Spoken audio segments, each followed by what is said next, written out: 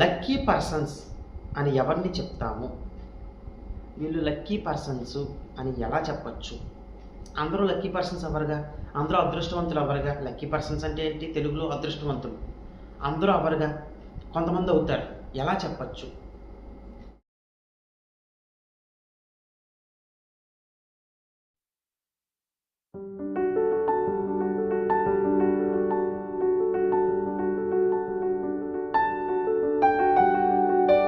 శ్రీ మాధవానంద గురుభ్యో నమః, శ్రీమాత్రే నమః. శ్రీ మాధవానంద భక్తి యూట్యూబ్ ఛానల్ ప్రేక్షకులకు నమస్కారం. ఇక ఈరోజు మనం విశేషంగా ఒక కొత్త విషయం గురించి తెలుసుకుందాము. అదేమిటి అంటే కనుక లక్కీ పర్సన్స్ అని ఎవరిని చెప్తాము? వీళ్ళు లక్కీ పర్సన్స్ అని ఎలా చెప్పచ్చు? అందరూ లక్కీ పర్సన్స్ అవ్వరుగా, అందరూ అదృష్టవంతులు అవ్వరుగా. లక్కీ పర్సన్స్ అంటే ఏంటి? తెలుగులో అదృష్టవంతులు. అందరూ అవ్వరుగా, కొంతమంది అవుతారు. ఎలా చెప్పచ్చు? ఇప్పుడు ఒకటి గమనించండి, అందరూ పూజలు చేస్తారండి. సెలబ్రిటీస్ ఉంటారు, వాళ్ళు పూజలు చేసే సమయం ఉంటుందా? పండగలప్పుడు పబ్బాలప్పుడు చేస్తూ ఉంటారు. కొంతమందికి డౌట్ రావచ్చు, ఎప్పుడు సెలబ్రిటీస్ గురించే చెప్తారేంటంటే, వాళ్ళ మీదే పడతారేంటంటే. నేను వాళ్ళ మీద పడి ఆడవడమో కాదు, అంతేగా వాళ్ళ గురించి ఎక్కువ చెప్పడం వల్ల ఏంటంటే అర్థమవుతుంది క్లియర్గా. ఇప్పుడు సినిమా ప్రభావం ఒక మనిషి మీద ఎంత అలా పడుతోంది. మరి సినిమాలో యాక్ట్ చేసే వాళ్ళందరూ సెలబ్రిటీసే కదా, అంటే వాళ్ళ ప్రభావం అంత ఉంటుంది జాతకుల మీద. అందుకు మాట్లాడితే సెలబ్రిటీస్ లేదా రాజకీయ నాయకులు ఇలా చెప్తూ ఉంటారు. వాళ్ళు ఏంటంటే సోషల్ ఫిగర్స్ ఫోకస్ అవుతారు కదా. ఇప్పుడు ఇంట్లో ఉండి వంట వండుకుంటున్నారు అనుకుందామండి, వాళ్ళ గురించి చెప్తే ఏమైనా అర్థం అవుతుందా? అర్థం కాదు కదండి. అందుకు ఇలా చెప్పడం జరుగుతుంది. అందుకని ఇది వేరే విధంగా మాత్రం తీసుకోవద్దు. నాకు వాళ్ళ మీద ప్రత్యేకమైన శ్రద్ధ ఏ ఉండదు. నాకు ఎవరైనా ఒకటే. నేను కేవలం ఎవరికంటే నేను సమాధానం ఎప్పుడు కూడా ఎవరికైనా ఒకరికి చెప్తాను. ఎవరికంటే భగవంతుడికి మాత్రమే చెప్పుకుంటాను నేను సమాధానము. ఎందుకంటే నేనే కాదు, ఎవరైనా సరే మనం సమాధానం చెప్పుకోవాల్సింది భగవంతుడికి. అంతేగాని ఒక గొప్పవాడు వచ్చాడు కదా మన యాటిట్యూడ్ మారిపోవడం నేను చాలా చోట్ల గమనించాను. గొప్ప వాళ్ళు వస్తే వాళ్ళ యాటిట్యూడ్లు మారిపోతాయి, పక్క వాళ్ళని పట్టించుకోకపోవడము, ఇంకా వాళ్ళు మర్చిపోవడము. వాళ్ళు ఒక నిమిషం 2 నిమిషాలు ఉంటారు సెలబ్రిటీస్, అక్కడి నుంచి వెళ్ళిపోతారు. తర్వాత వాడికి మొత్తం అవసరం వీళ్ళదే అవుతుంది. అప్పుడు వీళ్ళు వదిలేస్తారు. కాబట్టి మనం ఒక స్థాయి వచ్చింది కదా అని, లేదా ఒక స్థాయి ఉన్న మనిషి వచ్చాడు కదా అని మనం మర్చిపోయి ప్రవర్తిస్తే, తర్వాత వాళ్ళు వెళ్ళిపోయిన తర్వాత మీ స్థాయి మీ పదవి అయిపోయిన తర్వాత మీరు మళ్ళా నార్మల్కి వచ్చేసాక నార్మల్ పర్సన్స్ ఎవరు మీ దగ్గర ఉండకపోవచ్చు. అర్థమైందా? సరే, ఇప్పుడు విషయంలోకి వచ్చేద్దాం. లక్కీ పర్సన్స్, అదృష్టవంతులు. ఇది చాలా సింపుల్గా చెప్పచ్చండి. అసలు మీకు కంటెంట్లోనే వస్తుంది. అదృష్టము, లక్కీ పర్సన్స్. లక్కీ ఏం చెప్తాము? మీ యొక్క 9th లార్డ్ అయిపోయింది, కంటెంట్ అయిపోయింది. 9th లార్డ్ అంతేనా? ఇప్పుడు ఎలా ఉండాలి? మీ జాతక చక్రంలో 9th లార్డ్ ఎవరో చూడండి. మీ యొక్క 9th లార్డు ఎలా ఉన్నప్పుడు మీరు లక్కీ పర్సన్స్ అవుతారు, అదృష్టవంతులు అవుతారు అంటే కనుక ఎప్పుడూ కూడా మీ భాగ్యాధిపతి మీ జాతక చక్రంలో ఎవరికైనా సరే గురువు ఇళ్లల్లో ఉన్నప్పుడు, అంటే ధనస్సు మీనాల్లో ఉన్నప్పుడు మీ యొక్క భాగ్యాధిపతి వాళ్ళు అదృష్టవంతులు అవుతారు. ఏమవుతారండి? వాళ్ళు అదృష్టవంతులు అవుతారు. ఎందుకు ప్రత్యేకంగా గురువిల్లే తీసుకున్నారండి అంటే కనుక మనం మేషం నుంచి లెక్కేస్తే ధనస్సు రాశి ఏ హౌస్ అవుతుందో చూసుకోండి. 9th హౌస్ అవుతుంది. ఆ హౌస్కి సంబంధించిన అధిపతి ఎవరు? గురువు. కాబట్టి మీ లగ్నాత్తు 9th లార్డ్ ఎవరో ఆయన ధనస్సులో ఉన్నా మీనంలో ఉన్నా, మనం మీనం మరి మేషం నుంచి చూసుకుంటే వ్యయాధిపత్యం వచ్చింది కదా, రానివ్వండి, వచ్చినా పర్వాలేదు. మీ యొక్క 9th లార్డ్ గురువింట్లో ఉంటే చాలు, ఆ ధనస్సు అయినా మీనమైనా మీరు అదృష్టవంతులు. అర్థమైందా? ఇప్పుడు లగ్నాత్తు అవి ఆ ఇల్లు ఏ స్థానాలయ్యో చూసుకోండి, ఆ స్థానం యొక్క బలం పెరుగుతుంది. ఉదాహరణకి మీరు మేష లగ్నంలోనే పుట్టారనుకుందాం. ఇక్కడ భాగ్యాధిపత్యము అంటే భాగ్యస్థానం వ్యయస్థానం కదా, అక్కడ మీ 9th లార్డ్ ఉన్నారు. అప్పుడు మీ 9th లార్డ్ 9th హౌస్, తర్వాత 12th లార్డ్ కూడా 9th హౌస్లోనే. ఇక్కడ 9th లార్డ్ యొక్క బలం పెరుగుతుంది, 12th హౌస్ యొక్క బలం పెరుగుతుంది, 9th హౌస్ యొక్క బలం పెరుగుతుంది. అక్కడ కారకో భావనాసే ఉన్నప్పటికీ కూడా కంగారు పడిపోవాల్సిన అవసరం లేదు. ఇప్పుడు మళ్ళీ ఆ కొత్తవన్నీ తీసిరాకండి. ఇక్కడ ఈ కంటెంట్లో ఇది చాలా ఇంపార్టెంట్. బలం పెరుగుతుంది. ఉదాహరణకి వేరే లగ్నం తీసుకోండి, పోనీ ఇంకో లగ్నం ఏదైనా తీసుకోండి. ధనుర్లగ్నమే తీసుకుందాం. ధనుర్లగ్నం తీసుకున్నప్పుడు మీ భాగ్యాధిపతి ఎవరు అవుతారు? రవి అవుతారు. చూడండి, అప్పుడు ఆ రవి మీకు ధనస్సులో ఉన్నారనుకుందాం, లేదా మీనంలో ఉన్నారనుకుందాం. అప్పుడు మీ భాగ్యాధిపతి యొక్క రవి ఎక్కడున్నారండి? ధనస్సులోను మీనంలోను. అప్పుడు ధనుర్లగ్నం కదా, లగ్నం యొక్క బలం పెరుగుతుంది. మీనం అంటే చతుర్థ స్థానం యొక్క బలం పెరుగుతుంది. ఏది ఏమైనప్పటికీ కూడా మీ యొక్క భాగ్యాధిపతి కనుక మీకు ధనస్సు మీనాల్లో ఉండి, అది లగ్నాతో ఏ స్థానం ఏందో చూడండి, అది ఏ స్థానమైనా అవ్వచ్చు. ఇప్పుడు మీరు ఉదాహరణకి వృశ్చిక లగ్నంలో పుట్టారనుకుందాం, ద్వితీయ పంచమ స్థానాలు అయ్యాయి. ధనస్సును మీనము ద్వితీయ పంచమ స్థానాలు అయ్యాయి. మీ భాగ్యాధిపతి ఎవరో చూసుకోండి, అప్పుడు చంద్రుడు అవుతాడు ఆయన. ఆ చంద్రుడు మీకు ధనస్సులో ఉన్న మీనంలో ఉన్న మీరు అదృష్టవంతులు. అంటే ధనస్సు రాశి మీనరాశి లగ్నాత్తు ఏ స్థానాలు అవుతున్నాయో చూసుకోండి. ధనుర్లగ్నమే తీసుకోవాలి లేదా మీన లగ్నమే తీసుకోవాలని రూల్ లేదు.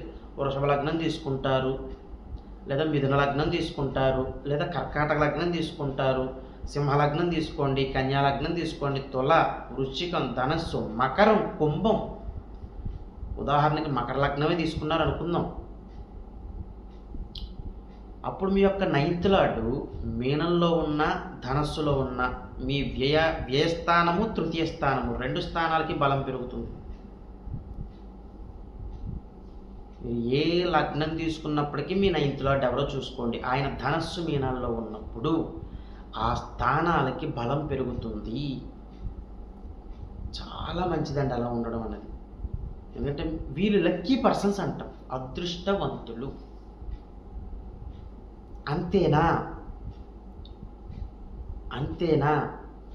అంటే మీ యొక్క నైన్త్ లార్డ్ ఎవరైతే అయ్యారో ఆయన సింహరాశిలో ఉన్నప్పుడు కూడా అదే అదృష్టం కలుగుతుంది. ఇప్పుడు ఇదే భాగ్యాధిపతి మీ యొక్క సింహరాశిలో ఉన్న మీరు అంతే అదృష్టవంతులు అవుతారు. ఇది సెకండ్ ప్రిఫరెన్స్ అన్నమాట. ఎందుకు? మేషం నుంచి సింహరాశి 5th హౌస్ అవుతుంది చూడండి. అందుకని మీ యొక్క భాగ్యాధిపతి సింహరాశిలో ఉన్నప్పుడు కూడా మీకు అదృష్టం కలుగుతుంది. మీరు అత్యంత అదృష్టవంతులు.